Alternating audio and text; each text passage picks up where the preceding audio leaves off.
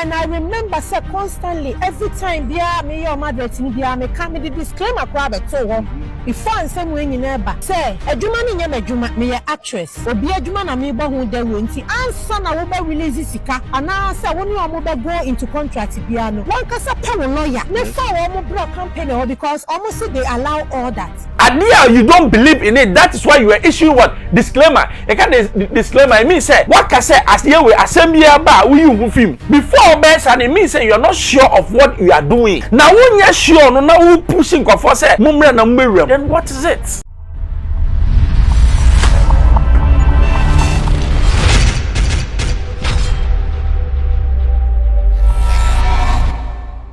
I expose your friend Bruce, Usham now from ya major so. Or subscribe and patch subscribe, no bin sunya bin share.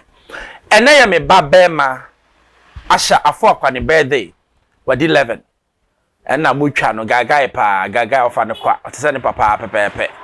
Yamin tone quandem, Yamin shroud, Yamin York, see. And Eddie, baby, I be wamau. And me come in Samsono, yen name, a baba be a friend of Portis Asare, a cassette to a tour. Ah, what? No one for too much. No one for her, baby ejinam. Sinikani pa. Your friend Portis Asare. Nonsense, send me a buy. Yes, you could di. Me say bibi to say financial institution be. Me name say Apaska. Na no na. Ye interview no say ono de wan kasa mo fa sika ne nkoma o. O say visa connection bi. Wan kasa mo fa sika ne nkoma. Mo na me koma e. Pacho yenkwati asemo ehia me pa yekoba mebo ma anwa akere no kurani obie ni ho a ohia me one on one say wonti na bia me disika ekọ na kojame yes and obie ni ho so ameje ni sika kapre anasempoampo mini ba bia mutua musika. And I remember say constantly every time bia me your mother tin bia me come the disclaimer crab to ho before ansem we nyina ba say adwuma ni nyam adwuma me ya actress obi adwuma na me bo hu da wo nti ansa na wo ba release sika ana say woni omo ba go into contract bia no one kasa power lawyer ne fa wo mo bro campaign because almost they allow all that nti no bo modern na mo fa mo sama hihyan kratas na ye convinced ansa na woni omo patronize asem you can go back and check me kan ni nyina ene na he and mind you Obiano entity or Ghana ha no say obetimi a promise individual be say obetimi a visa man within a specific number or moment of time. Yen na yen adwuma your friend say embassy but me ti we bra say me ti we say me adwuma or travel and tour. Me de me mpa yen nyina ne say me clients a menya omo no obia enya ne visa. Yes. I think the mistake the company did in say all time say within 2 months, within 3 months, and we all know Canadian me renew me visa. Me renew me Canadian visa, me application me kaida me biometric. It was 7th September last year. And I'm friend me say me biometric. Bra, and now that bang, and now 4th or 5th August. Yes. June yana Ebaye. It is almost 1 year.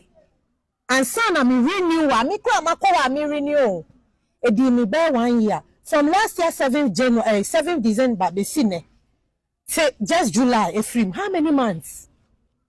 But na mo say me ti ase say me nya adwuma wo ho. Enti time bi o mo abe investigation mo fo say I deserve the visa no mo de ma me anamaje. Yeah. Enti me hu say nipa anya abotre so people started attacking me. Ya brumi ya Ghana ha ya brumi. Videos are bloggers.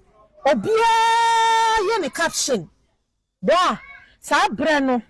Enyama na me komo ankasa me hu na mu a Ghana fo nso super me no. Kafra. Enya mere ni nie. Oh. Enye mere ni nie na nsusu nyankopon adom omo nya abotre no won say Ghana for we are funny wo ba no wo de 10,000 e ba ya be Canadian visa wo yes and na yesi wo so koye adwuma na watua ne kakangaka could you believe say mra ne so ya na embassy na di omo pe eye ye na fe visas ne start ya eba it's not like visas na mo it delayed, but the visa started coming. Okay. The visa no cross started say, but no bakaya maybe so visas neighbor nimu almost had me go see radio station just because obi friend me say, hey, visa na bo eguso ba no cry me dia ba o ma friend say me meye. Wow. Eyi. E ho na me ni panic kasa na me say ho. Eye before because sometimes in so tire poncheni a oje wo me di yawdie ne kwan aga na fo ehu me mo body me fa so bro me nia kan sama kase ego me ne me maso ana me ni panic kasa na me say sanka me wo ehu akwanya enka me de ka me release obia sika man individually na versus no matitim say na nipa no so opeme bone one me kasa no no ne dia ba na me bo ne ko me fa so nya ne dia Adiachi yana asama me kan ye nyina. What is this? Eda radios. Pachawati, very interesting stuff. Also me name yesi ni twani o. Menya visa racketeering. Hwe ma make baby nchiramo. Celebrities. Anya first one ade we sini. You must be responsible. Responsibility lies on your shoulders. You can't be a celebrity. People look up to the person. And nothing na bibia baby and then for epu ediechire. Ghana pena ye celebrities omuni PA. Omunye hwehwemu ansa na they even accept contracts. Na bisa say ye ma me Portis Asare oba ahofe. Omude ma wo no aso wo manager edege ehu se ade no e no kra na enye no kre. You see, when you have reputation, we're taking years to build honor. Or maybe the one day assess our reputation. No, it's young fans saying into the piano number, and so we are very careful. And yes, I would say, Agua Mekurani na meje, and you're wrong. And you will see that Piram ni other people. You see, we are celebrating now. We forget about the money. Sure, they be able say. So reputation also you can make millions out of it. Reputation is say you've dented your image. And every way no can you almost say whether we catch on you issued a disclaimer. It means that you are not even sure of it. Now when you're sure, so why were you fronting for them? Idea you don't believe in it. That is why you are issuing what disclaimer. You can't disclaimer. I mean say what can say as you will assembly about who you film before best, and it means say you are not sure of what you are doing. Now when you are sure, no now who pushing for say mumra na no. Then what is it? Ghanaian celebrities, a high timer, someone accountable for your actions. Mami Portia, me pewashampa, but when the untimi you hu film because ukojina ona na wo kano bubu na ekwan is because omo hu wadim nti and omo koe me say me hu ma me Portia so o ka bibia megie di. That is the word celebrity.